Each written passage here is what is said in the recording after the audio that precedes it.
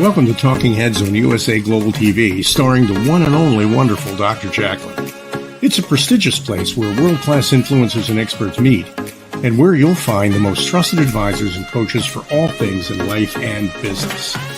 Visit usaglobaltv.com to sign up for our newsletter, get the value you need, and be first in line to learn about events and giveaways and other valuable content. Connect with us. Email Dr. JACALYN at usaglobaltv.com to talk about how you can become part of USA Global TV. That's USA Global TV, where the doctor is always in. Hello, everyone, and welcome back to USA Global TV and Radio. I'm Dr. JACALYN KERBECK, the president, founder, and chief listening officer here at our network. And we are thrilled to have you here on A Woman's Prerogative. Today's discussion topic is, what is the conversation we should be having? So let's meet our panel. Welcome, joining us from Africa, JENETTA Barry and the Epiphany Process. Hello, JENETTA. Welcome back for your third show today. Hello, everybody. And as we say in Kenya, Jambo. Jambo. Just hello. Jambo. Hello. I love it. Thank you. Joining us, our special guest today. She's in New Zealand, and her name is Mariska Dupree. Let's welcome her. Hi, Mariska. Hello. Nice to see you. How are you? Doing well. Very nice to see you too. And our team member, Kathy Fulton, is joining us from somewhere in the world. We're not sure where. She is actually, we can see her. I see her now. Here she is. Let's welcome Kathy to the show. I mean, I'm tan ready and everything. And you couldn't find, okay, wait, hang on. I'm going to turn, I'm going to leave. There we go. Okay. Hi, Kathy. There we go. Hello. Yay. It's nice to have you with us today, Kathy.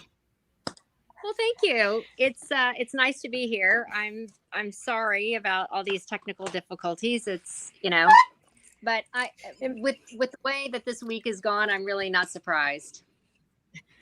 I feel like we're at a film shoot for Kathy, don't you? Like, you look like a model today, and the camera's moving back and forth. It's like click, click, click, click.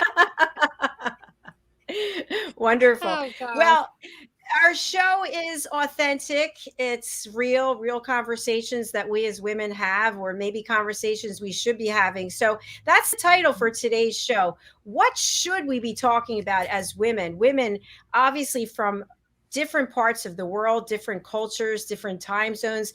For Mariska, it's already Thursday over there, or Wednesday here. JENETTA is matchsticks, keeping your eyes open as it's just about going to be midnight. So what should we be talking about as women? Who'd like to start? Okay, JENETTA, thank you for volunteering. We'll go with you. You're so welcome. Okay. Oh, well, one of the things that I find so interesting is that the moment we put should or could or have to or must to or ought to, then there's a huge amount of judgment energy attached to whatever it is that we should or could or ought to be doing. And I don't think there's anything that needs to be shoulded in a conversation, because it really means that we're trying to conform to perhaps other people's expectations. But I do feel that it's really in this day and age to be able to step forward and safely and wholeheartedly express one's authentic truth. Even in the face of adversity. Now, that's a very brave thing to say when one's in an emancipated country, but there are still many countries around the world where whatever a woman should say, or whatever a woman would like to say from deep in her heart, her voice is silenced. So, that question really depends on where in the world you're going to be speaking from. And I think that perhaps is a good way to start off with this, is that I believe that we on this panel are very fortunate in that we can speak our mind and our feelings and our truth with safety. But many women out there cannot be authentic or truthful without great risk and harm surrounding them. Thank you, JENETTA. Thanks for being brave and going first. I appreciate it. Kathy Fulton, let's go over to you, and then we will welcome our guest.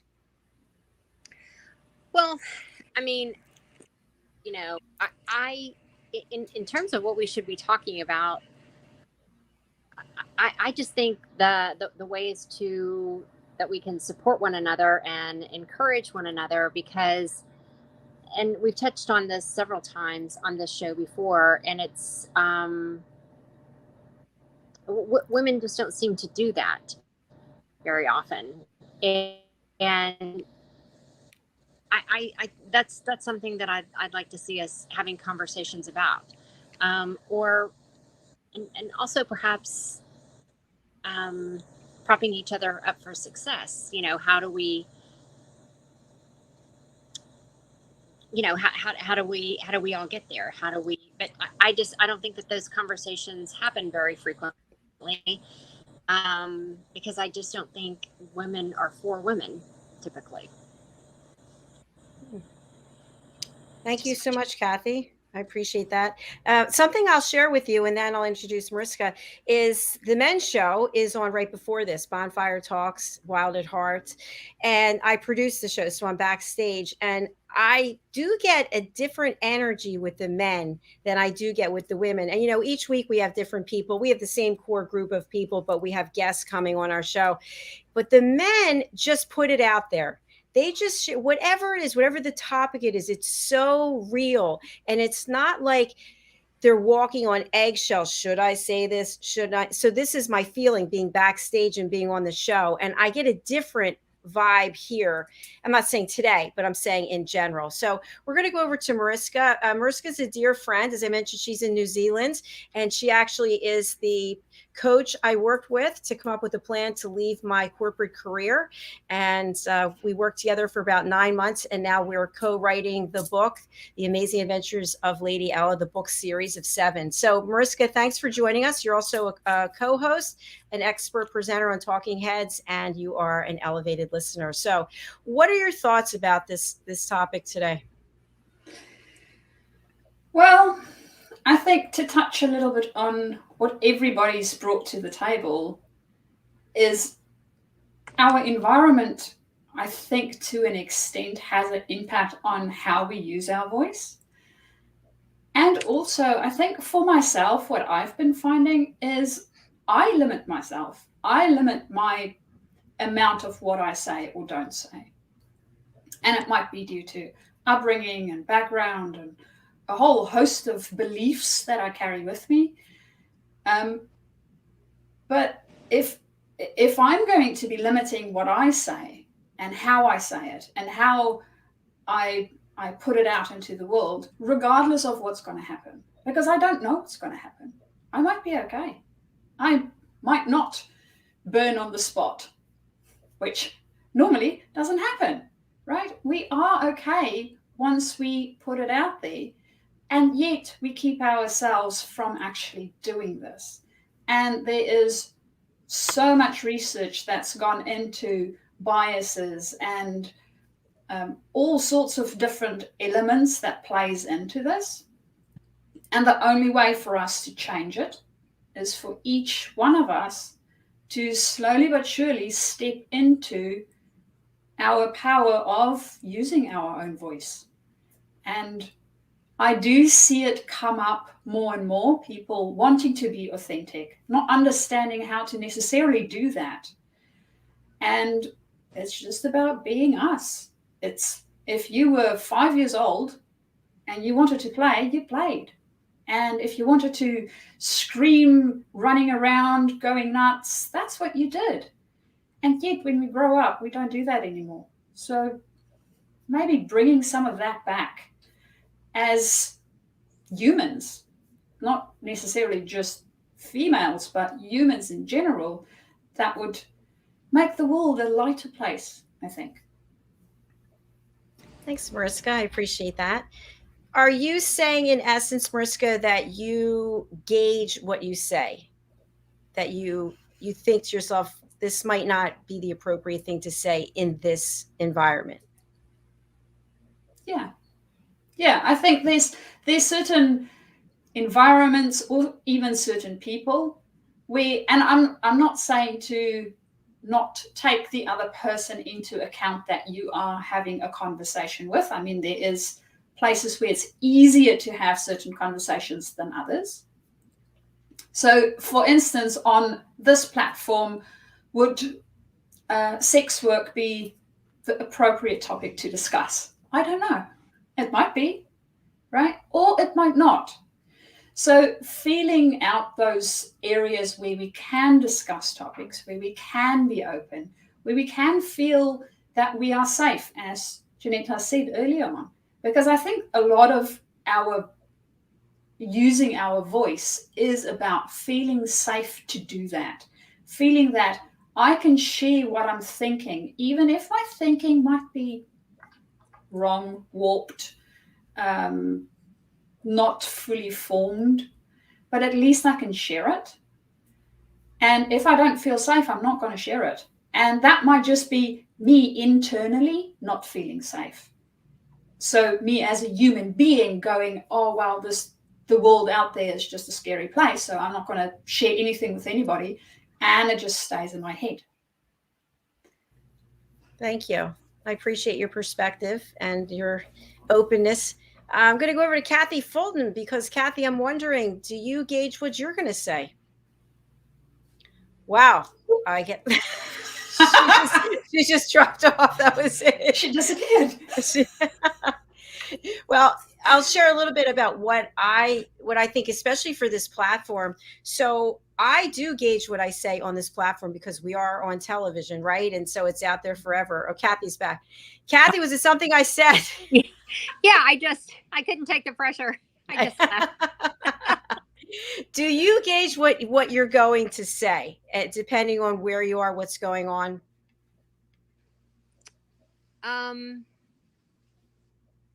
Well, like when we first started this show, I kind of walked softly because I just didn't want to jump off the deep end. And, but I've, as it's gone on, I have become more brave and have just really said what I thought. I've tried to, I guess, maybe temper it a little bit, because I have what I would consider a relatively bold personality, outspoken, and I mean, I guess I can rub people the wrong way. I don't try to purposely hurt anyone's feelings, but the world has just become so weird with this cancel culture, and it's just, I mean, I've said many times, I don't really care if you cancel me because I'm tired, and that would be fine. But I just don't. I feel I am as authentic as I can possibly be. I don't try to be, I guess, maybe crude or rude, but I do, for the most part, say what's on my mind, particularly when I'm on this show, and just in my normal everyday situation. When I'm with clients, I mean, you kind of have to gauge the situation and try to remain as professional as possible. But I guess too, as I have gotten older, I have really begun to select my battles. There are so many. It's like I'm almost proud of myself in a strange kind of way, because I've really, I guess, defined my list as whom it would be important to, you know, I think having an argument can be very positive sometimes, because sometimes you have to stand your ground on things. But it doesn't always have to be an argument. It can be a very constructive conversation. I say my piece, how I feel about something. I want you to say how you feel about something. I want your point of view. And then let's meet in the middle. Let's figure out a compromise. I would never characterize myself as it's my way or the highway, but I do want to be heard. I do want you to know how I feel about something. And for me, and I think for a lot of people out there, it's very important to just feel heard, just feel understood. I didn't say that you had to agree with me, just hear me. So maybe I've gone on and on about nothing, but it would be fun if everyone would be even more authentic and more, you know, I don't know, outspoken on this panel, because I think that we all have a lot more to share. I just feel like everyone is, not everyone, but you know, sometimes people walk on eggshells on this panel, and I wish that there was a way that we could get past that. Thank you, Kathy. I appreciate it. It's always good to hear from you. And by the way, we have a comment from one of the men from the men's show, one of our team members here at USA Global TV and Radio. It's Big Scott Travers. He writes, "The secret is not overthink every situation." And, you know, Scott, thank you for sharing that. It would be great if you were on the stage with us, because I would love to have your input, Scott, as one of the men, about how the men so easily seem to be sharing information. Last week, I think it was, we had a show about guys in porn, which I wouldn't even think of having here with the ladies. But the guys were really open about it. We didn't get into, you know, XXX rated details about things, but just on a high level. So we are holding back. And I'll just share, and then I'll go to JENETTA. I know for myself, you get a sense of someone, and I'm not saying here specifically, I'm saying in life. If you have interactions with people, you get a sense of them. And of course, people can always surprise us.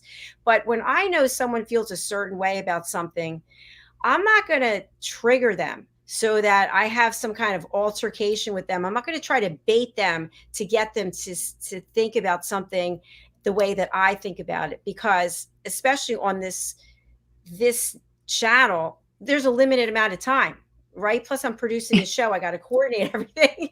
But in real life, when I say real life, if I'm in an interaction with someone or I'm on the phone with someone, it might be very different. So I feel like for me, that might be why I could potentially sometimes be holding things back, only because I don't want to be doing all the talking. I want everyone else to talk, and I'm producing at the same time, if that makes any sense. JENETTA, what are your thoughts? We cannot hear you. Oh, I muted myself. I had my dog doing a little circus act. That's why I disappeared just now. I was thinking, Scott saying not to overthink it. In a sense, that's right. But I actually, thinking about it some more, I would say men are able to logicalize a conversation, and I talk about this a lot. They can logicalize a conversation and not take it personally. But, and I'm generalizing, what does happen when women speak into something that's deep in the heart and they're triggered by it, they tend to take it more personally. And so that's why I think women tend to tread on eggshells around women, because some women are more emotionally charged about a particular thing. And what you were saying, Dr. JACALYN, is that you get a sense of when somebody's going to be able to stay in their space of just hearing and accepting, or maybe challenging, but not on a personal level. Challenging because it's interesting to challenge. You've got a different view to me, and I have another view in a completely different way makes it interesting. But many women take it as a personal affront when they're not agreed with or they're challenged. And that's what makes a program like this difficult to bring out authentically. But I actually think that with each week, we've had more and more people speaking candidly than when we first started. And I think it's really heartening, because the more women can realize it's not personal. You don't have to take the emotional standpoint that you're being attacked or not agreed with, which means you're not good enough or not lovable enough or not anything enough. That's what happens a lot of the time with women. Thanks, JENETTA. And I'm going to go to Mariska for this question. So because you're a guest here, you're not here every week, is it possible to take away from what someone's saying a perspective such as, oh, she's against abortion, wow, or she's pro-abortion, wow, like those little silent judgments that we make of other people? We might keep them to ourselves, but yet we look at them differently potentially. What are your thoughts, Mariska? That's an interesting question, because my brain doesn't work that way. That's so weird. It's, to me, and I've worked in a very male-dominant environment, being in engineering. And what I love about that is trees are trees. They call it out as it is. You don't have to tiptoe around it. You don't have to wonder where you stand. It's there, it's done. Where I find working more in environments where there is lots of women, and I think, JENETTA, that's to your point, the emotional part of it. With men, they say it, if you get angry, whatever, it will blow over, right? It's your anger, you deal with it. Whereas with women, for some reason, we feel responsible for the other person's emotion as well as our own. And that gives a big sort of chunk to what we say and how we say it, and how would this person think about it, and are they okay with this topic, or are they not okay with this topic? And for me personally, I mean, if you're doing you and you are not harming anything in the process, you do you. It's your thing. It's what you about. It's your journey. It's what you need to learn.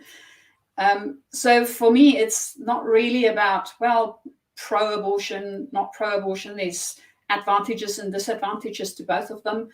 If the person, for instance, are going to keep the child but they can't look after them, is it the best thing to do? I don't know.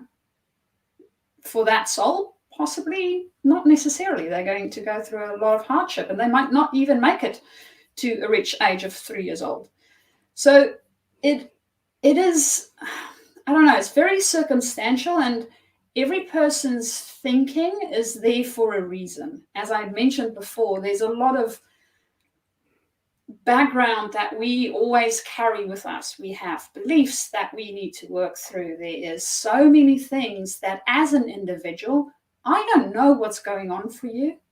So how can I judge the way that you think about something if I don't even have half of the background that you've been carrying with you, and the beliefs that you've been cultivating and growing from maybe a very young age already?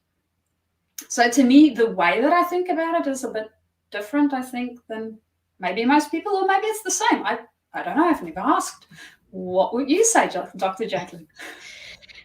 Thanks, Mariska. Something I just want to have us talk about from what you said is that when something happens to a man, or two guys have a disagreement, I've noticed that too. Of course, we're just generalizing. Okay, this is a disclaimer, but typically they can go, "Hey, buddy, yeah, I get it." You know, they shake hands or whatever it is, and then they go. But women, typically, it's like, "Oh, I hurt her feelings. I'm not sure what's going to happen now. She hates me. She's going to tell everyone about me. You know, blah blah blah blah blah." So why is it? And also, what you said, it's not just that, but it's also being the protector of the other woman's emotions, or the man's emotions, or the gender neutral person's emotions, whatever it is. I don't know. So what is it about that men react differently in general? Or maybe they don't. I wish Big Scott was here with us backstage. He could tell us. But Kathy Fulton, over to you. Well, I think guys do handle things differently, and I admire them, because, I mean, they either have an argument or they punch each other, and then it's over. They go have a beer. Not women. I mean, I don't participate in this behavior, because if I'm angry at you, I will. I don't go around the horn and call, all 10 of our friends and tell everybody. I will truly come to you and say, this is a problem, and I want to have a conversation with you about it, and because I really want resolution. But most women, there's a big cat fight, there's all this drama, and quite frankly, that's one of the reasons why I stay away from a lot of women. I just can't. I can't deal with it. And, talking about not knowing what other people's backgrounds and what they've been through, I'm going to tell you something. Being in elementary school, it cooked my goose with women. Back in the second grade, I was bullied ferociously by 8 girls. And it wasn't until I was in the 5th grade that I was able to get a backbone and go, you know what? I don't like those girls anyway. And being in a small town in Gonzales, Texas, population 10,000, it's not real easy to find new friends. And so it's not that I was a loner, but I just kept girls at a distance. I mean, I wanted your friend, I wanted your friendship, but I only wanted your friendship if you were sane. I mean, I'm not interested in all this backbiting and all of this jealousy, and so I don't know. Women are just a we really are just a different breed. Thank you, Kathy. Big Scott is with us and has a comment. Let's discuss it. Thank you, Scott. Healthy debate is good and necessary, but forcing your ideas and principles on others is dangerous ground. And then he writes back, I wish I was on this show. You have your green screen up, Scott? Anybody object to Scott coming on the show? Right. He's welcome. Scott, I'll invite you right now. Go ahead. Why don't you finish, Kathy? Oh, no, I said that's great. No. Oh. Okay. So, Jenetta, while we wait yeah, for I mean, can you hear me? I don't know. I seem to have lost everybody. I actually believe what Kathy was saying earlier about how women have to go around getting the troop to agree with their point of view. This is all part of that emotional insecurity, where to feel all right and to make sure that you feel all right, you get a whole team behind you telling you you're all right by ganging up on the person that has made you not feel all right. And that's a very common woman thing. I've been through 2 marriages, and I can remember, especially with my first one, having to make sure that everybody knew that I was the nice one and my ex-husband was the one that was whatever. And I think that's a very woman thing to do. 100 people, he did this, he said that, meanwhile, what I wasn't able to do was to step back and look at it objectively. It was about getting a team to endorse that I was still loved and still lovable. And that's the difference between a man and a woman, is this this sense of, and I liked also the over responsibility. We do become overly responsible to make the other person feel all right, because then it makes us feel all right as well. And if we're feeling all right because we're making them feel all right, and then they might go, we're all right. And there's this whole thing of making everybody feel all right so that we ultimately in ourselves feel all right. When we can stop that dance, it's so emancipating. And I love that it has man in the word, emancipating. It really is. And when you stop all this little he and she and they, and you're doing this little, it's like a puppet, and you come off that string and you speak your truth as a woman, not trying to be a man, but as a woman, where you speak your truth from your heart, and it doesn't matter what other people think, say, or do, because that's their journey, and their reaction is according to them and their values and their hang-ups or not hang-ups. Then you can start speaking as a woman in a most powerful way that no man can actually match. Lots of really good points there, Jenetta. Thank you. By the way, Big Scott, I did send you an invitation to join us.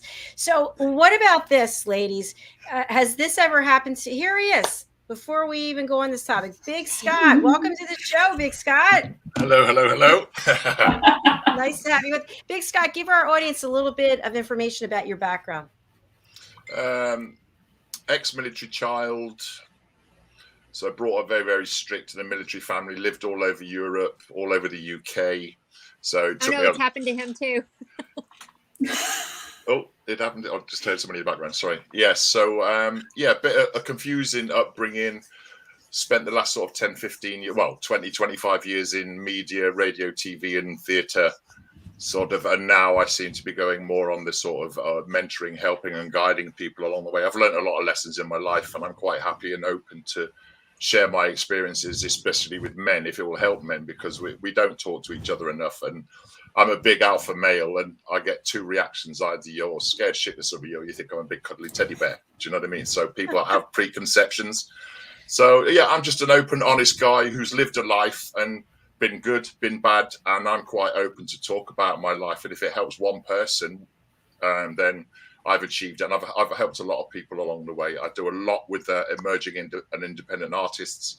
I've just done a festival 2 weeks ago, and I give brand new artists an opportunity for live performances. And when you get feedback saying that the experience that they've had, it made them be themselves, there was no stress, there was no drama. Everybody shines when there's no stress or drama. And that's all about being honest, open and honest. So that's me in a nutshell. I could be here all day and just chat about everything, but yeah. As you know, Dr. JACALYN. Yeah, no, thank you for sharing that.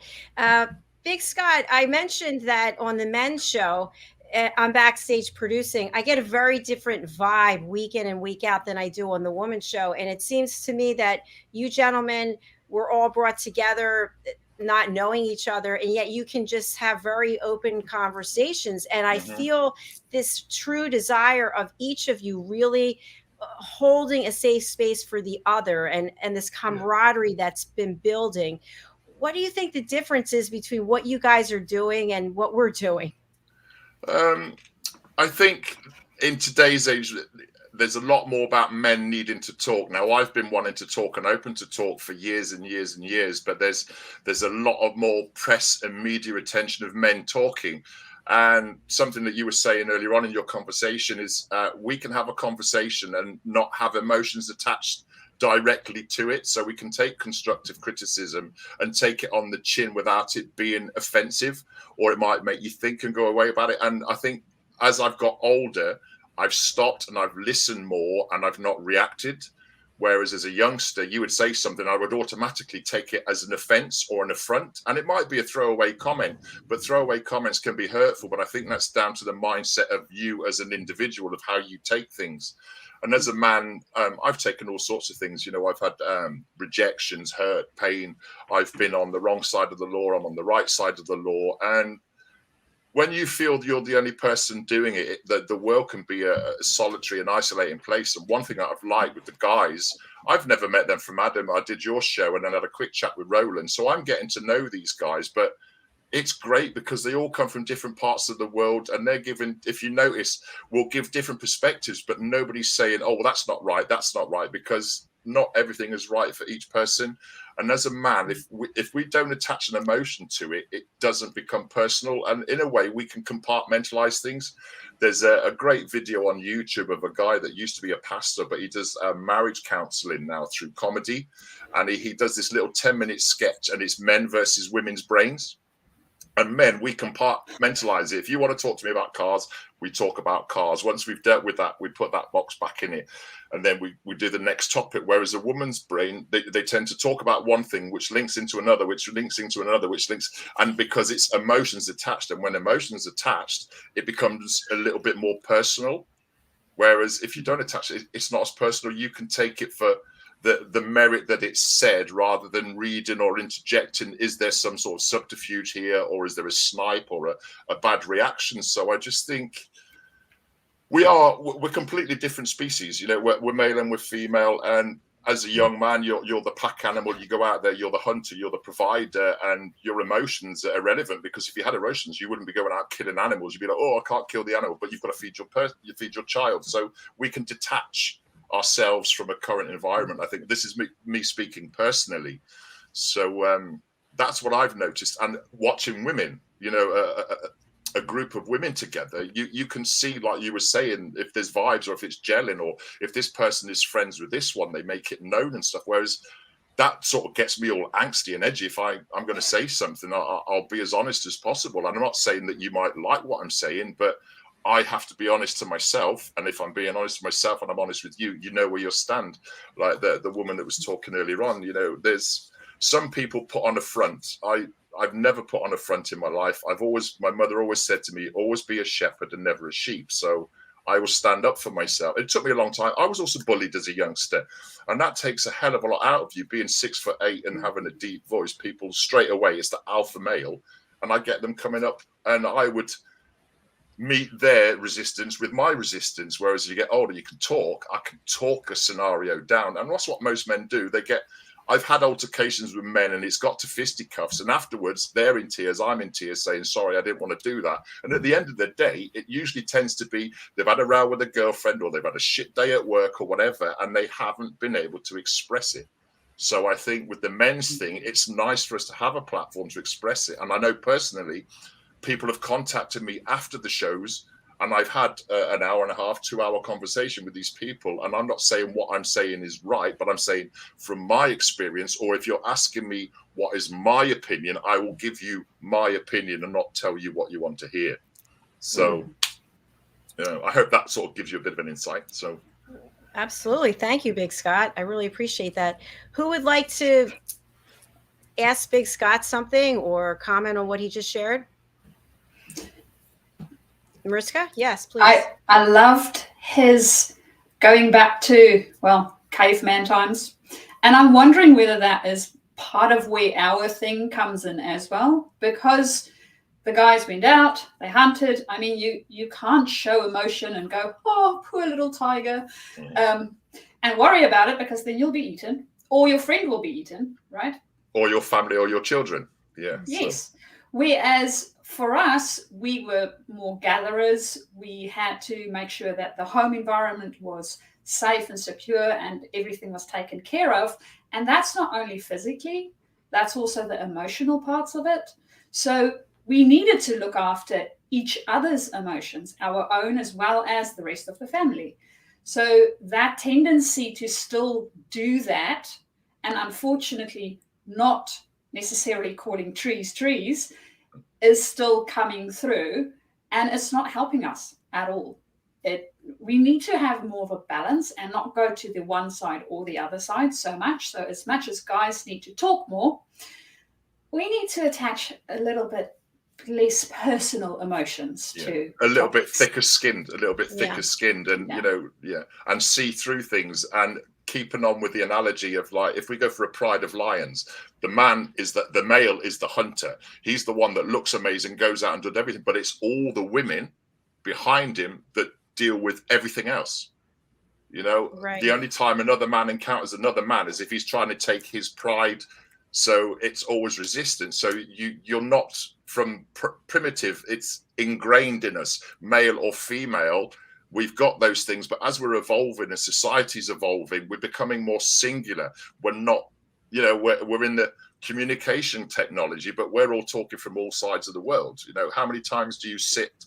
Back in my teens, we quite happily get a few tinnies, sit around a sofa like the bonfire talks and just talk about anything and nothing, you know, but just that interaction takes a lot of stress away. Whereas we don't have time to do it, or don't make the time to do it, and we can't afford to do it because there's life pressures in the way. But we need to take that time to go back to what we fundamentally are, is pack animals, you know, and we all have our place in the world. We all have our skills to bring to the table, and we should embrace it rather than being bitchy about it. Or, well, you're better at me than this, or I'm better than you at that. You know, it's too competitive. Life is too competitive as it is. So don't make competition if it's not necessary. I love that. And I have a follow-up question, and actually it pertains to everyone here. So how many times in your life has something really good happened to you, or something really bad happened to you, and you remembered how people treated you? And what I found is, as a woman, it's usually the women who are vicious. It's the women who are snake tongues. Yeah, snake to your face. So I'll ask Kathy Fulton this. Kathy, you have a very successful career, 2 businesses, and you've shared with everyone that you packed up your U-Haul and you left your husband at the time, and he said you'll never make it, and 7 figures later, here you are. So how happy were the women in your life when you started being so successful? I mean, were women truly happy for you, or were they saying one thing to your face and then you heard backstabbing going on? Well, I mean, quite frankly, so this is the way that I operate. I typically don't tell people about, oh, I got this job, I got that job, oh my gosh, you know, we knocked it out of the park on that one. You know, I, you know, quoted them this, and, you know, then we got the job for that. I never let people know. Never. I do not tell my business. And, you know, I mean, too late for that now, but, you know. Wait, she shared that, by the way. It's not me putting it out there. It's on your, I forget, whenever right. you signed No. Sorry, I didn't mean that towards you. No, I meant, yeah, no, it's that. I meant that for me. You know, yeah. I'm sorry. Sorry the way that came out, but yeah, no, and but so but I just never share, and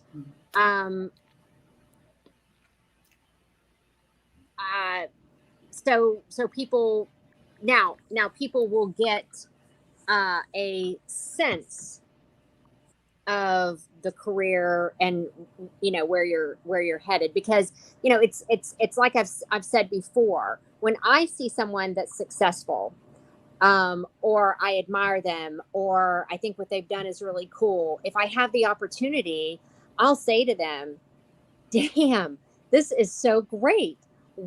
How did you do this? I mean, are you sharing any secrets? I don't want to be your competition, but I mean, you know, what you're doing in your life and in your career, maybe I could, I don't know, do something different in my life, and, you know, hit the reset button. Maybe it will make me more successful. But what most people do is they sit back and they assume, they'll watch you. They will, they know that you're getting work just because you're busy. They somehow see the fruits of your labor. They'll kind of do estimates in their head, and they assume that you're making X or that you're doing X, and then they get pissed. They do. And I mean, I encountered that when was it? Last Wednesday. It was a drunk individual as well. And, I mean, she just, it was during a dinner, and, she started making these comments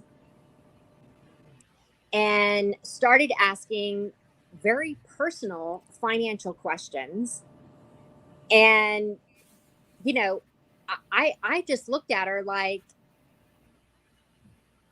I can't believe you're effing asking these questions. And she continued on.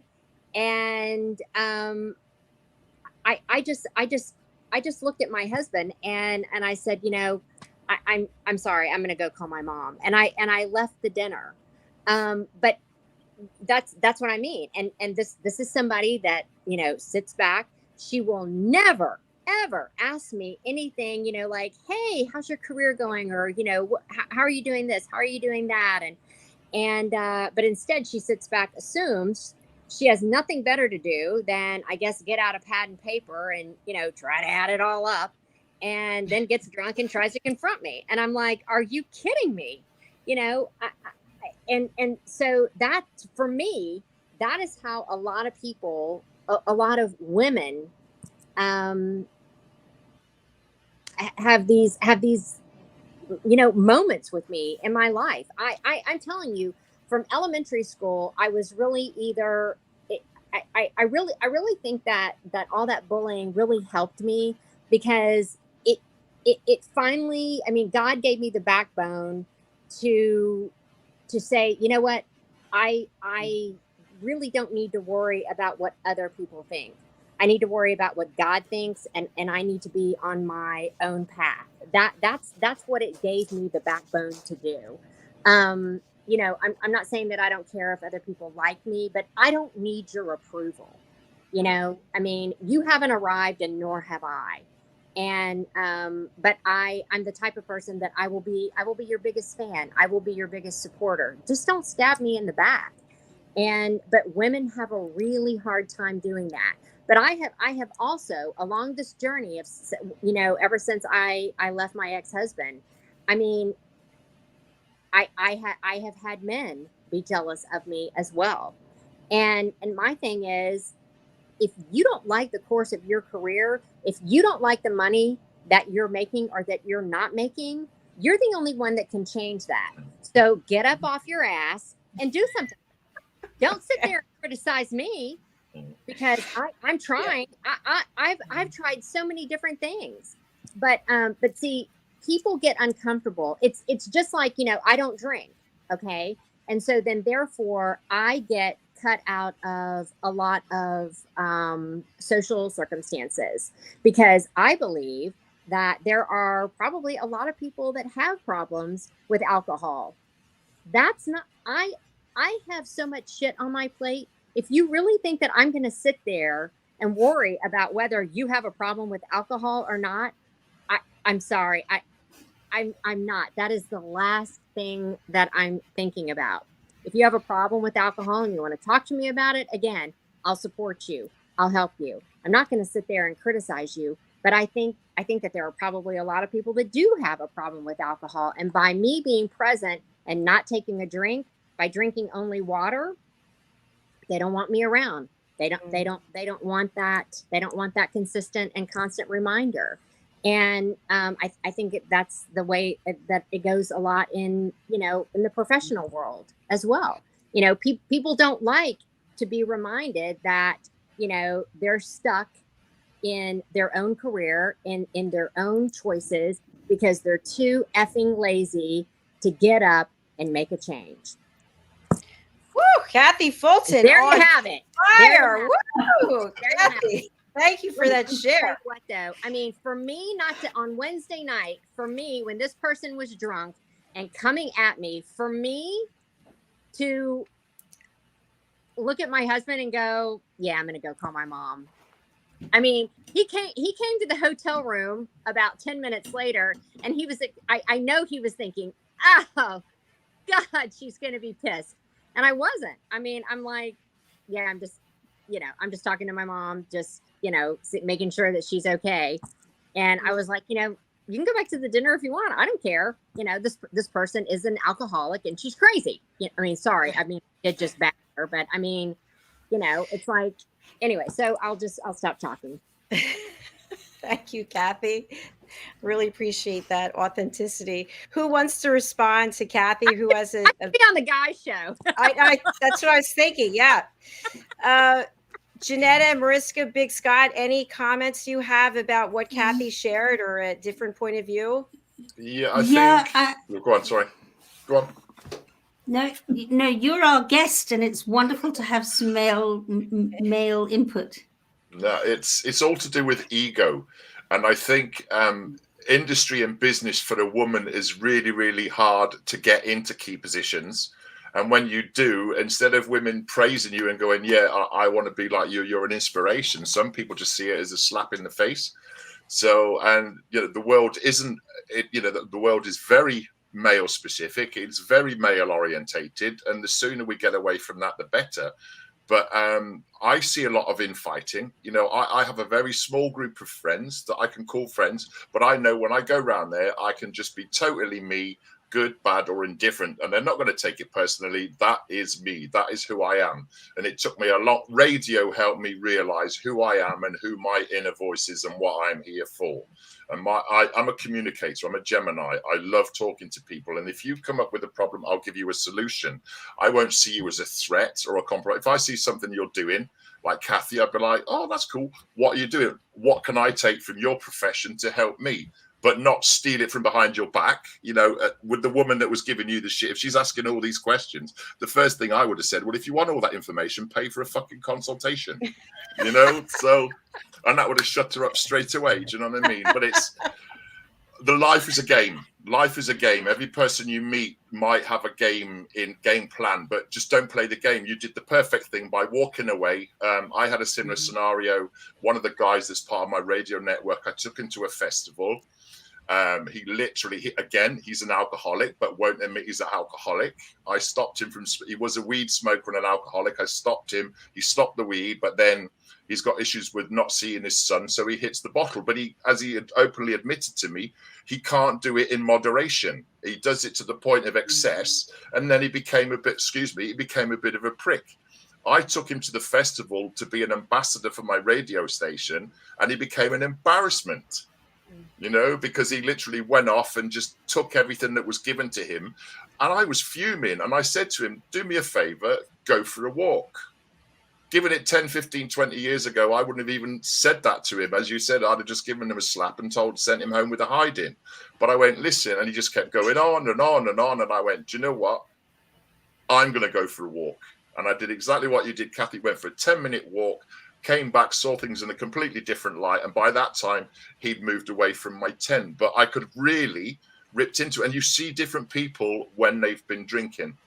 You know, they say the true person comes out. But if you're not like yourself, I don't drink. I used to be a mad drinker when I lost my mother. I went on a 9-month bender, as you heard me say before, JACALYN, you know, and I lost myself. And I'll have a tipple every now and then, but in the right company. 80% of Britain are classed as alcoholic. It doesn't mean you're on the street sleeping in the bag. If you have a bottle of wine every single night, a guy did it over here. He went, oh, well, he's working. I'll just tally up how much I drink during the week. And it's like, you have a lunchtime aperitif, and then after work, you might go for a couple of pints, and then you go home and you might share a bottle of wine with your partner or whatever. And you do that 6-7 days a week. You're an alcoholic. You know, but it's, oh, no, I'm not an alcoholic because I'm doing it in my house. But it's cheaper to drink booze in your house these days than it is actually to socialize. So, again, it's segregating us. But you've got to become thick-skinned. And I think that's one thing as a man. You can just brush it, oh, that's a silly comment. Do you know what I mean? Unless it's, and I think with men, it's a lot more with body language. It's how you say it. If it comes across aggressive, then I will do something to nip it in the bud. But if it's just a throwaway remark or a flippant remark that's just trying to wheel you in, I'll just bat it off, you know. And I think that's the fundamental difference between men and women. We don't take every single thing personally unless it's made blatantly obvious that it's personal. Then I will say something about it. But yeah, get her to Kathy, get her a consultation. Tell her everything she needs.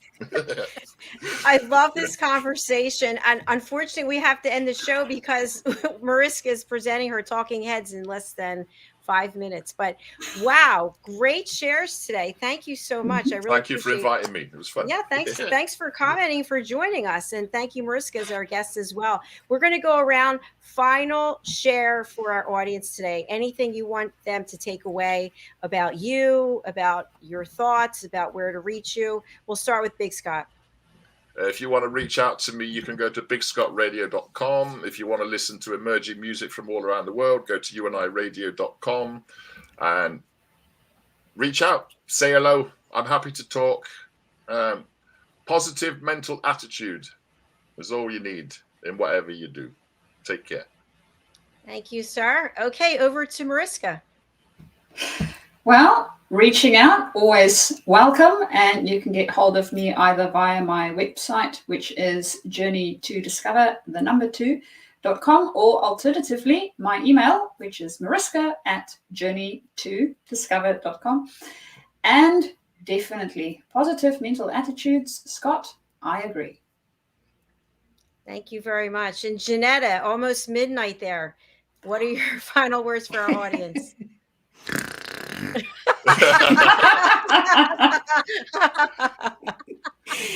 If you want to reach out to me, you can get me at theepiphanyprocess.com. And from a person that used to shrivel up and die if somebody said anything hurtful to me, to now being able to speak my truth and know that whatever I have to say is meaningful, and however anybody reacts to it is their problem. If you'd like to know how to get some more of that, then talk to me at theepiphanyprocess.com. Thank you very much. And Kathy Fulton.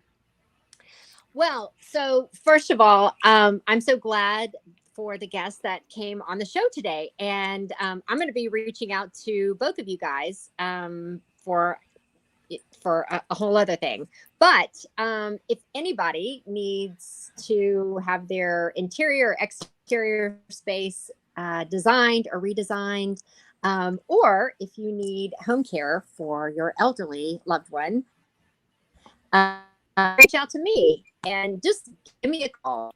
703-953-798. I answer to the phone. Thank you, Kathy Fulton. And I want everyone to know that Jenetta, Mariska, Kathy, and Big Scott, that you can find all of them over on usaglobaltv.com. They're on the page about shows, and then it has Meet the Team. You'll see their headshot. You can click on it. It'll take you to their website. So please go over there and get to know them. All right, we are signing off. Mariska's coming right back with a different background, and she will be doing our Talking Head segment for today. So thank you, everyone, for being here. Thank you, Mariska. Thank you, Big Scott. Thank you, Jenetta. Thank you, Kathy. Thank you, guys. Take care. Bye for now. Bye. Bye.